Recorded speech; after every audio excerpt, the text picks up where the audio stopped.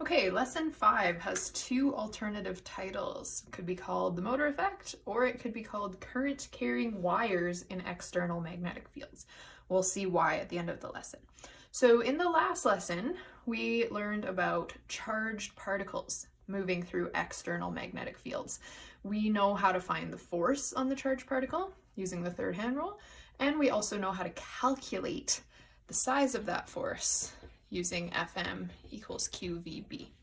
When we use Fm equals QVB, it's because we have a single charged particle. So the question might ask about one electron moving through a field, or one alpha particle moving through a field. What's going to be new in lesson 5 is that instead of having a single charged particle, you're going to have a bunch of charged particles and they're going to be moving through a wire. So in this lesson, a wire is going to be put into an external magnetic field.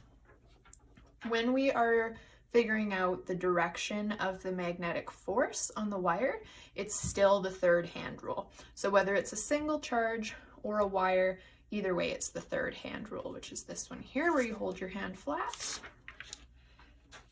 So let's say that we have a couple of magnets. So here's the north pole of the first magnet, here's the south pole of the other magnet.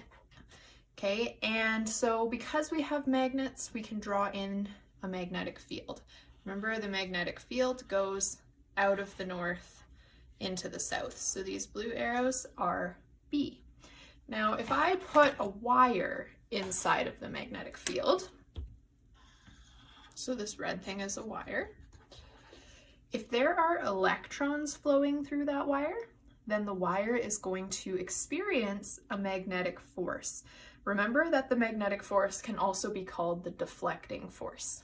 So there's a formula which allows you to find the magnitude of the magnetic force acting on the wire. Before we look at the formula though, there's a couple things that you have to know. So first of all, the wire will only experience a force if it is 90 degrees to the field lines. If the wire is parallel to the field, so for example, if these were my field lines in blue, and then my wire ran parallel to them, there would be no magnetic force acting on that wire. So in order for there to be magnetic force, we have to have a 90-degree angle there. The other thing is, in a minute, we're going to talk about the length of the wire.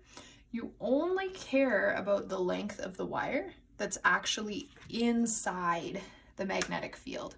So the magnetic field is only in this region here. It starts where the magnets start and it ends where the magnets end.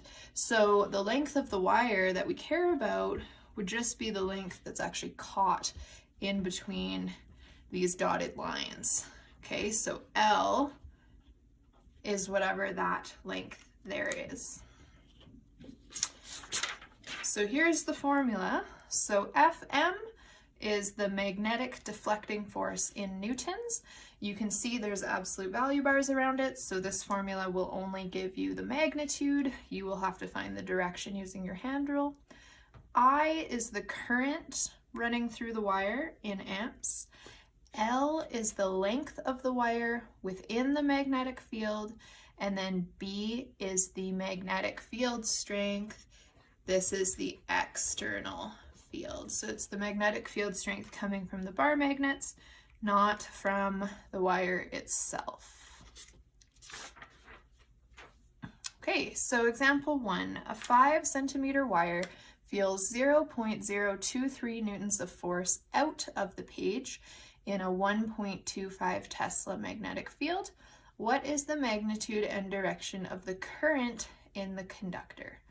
So let's start by just doing the calculation.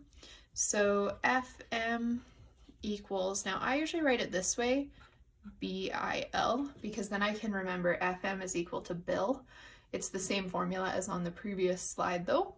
And here we're just going to do a double check. So if we look, our wire is perpendicular to our field because our field lines go out of the north into the south. So our field lines run sort of towards the top of the page and the wire is running left, right. So that is perpendicular. So that means this formula is going to work. So I'm supposed to be finding the current. So current is going to be Fm over BL.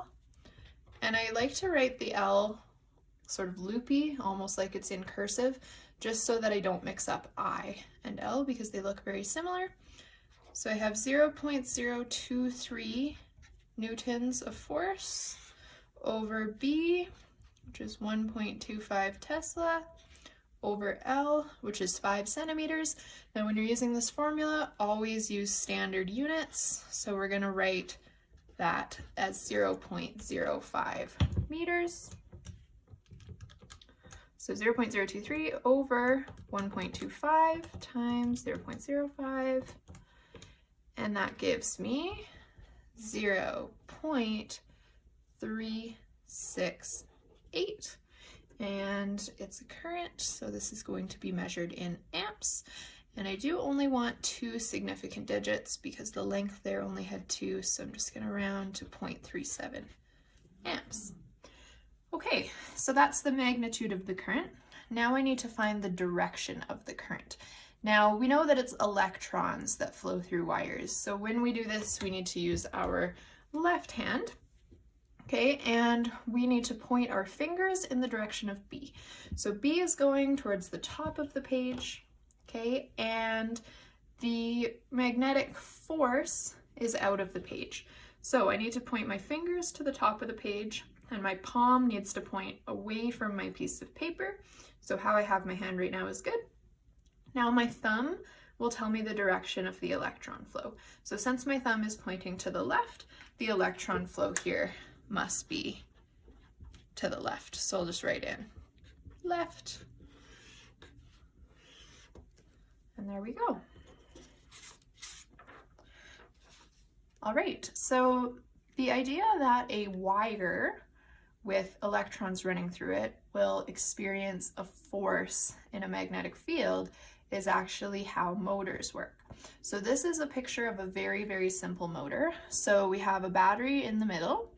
On either side of the battery, these things that are sticking up, these are made of metal, okay? So we've got metal bars sticking up, and then the loop here in the middle, this is a wire loop, and you can see that the wire is connected to the 2 metal bars. So what will happen is electrons will start to flow because we've made a circuit, okay? So electrons are going to flow from the negative terminal of the battery through the loop and back to the positive terminal. Now, the other thing that we have here is we have a magnet. So this square thing on top of the battery is the magnet. So you have a magnetic field, and you also have electrons running through the wire. What will happen is this wire will actually start to spin, okay? And so what you're doing is you're actually taking electrical energy. So you're starting with electrical energy from the battery, and you are turning that electrical energy into motion energy, which is exactly what a motor does. You supply it with power, and then it will start to move.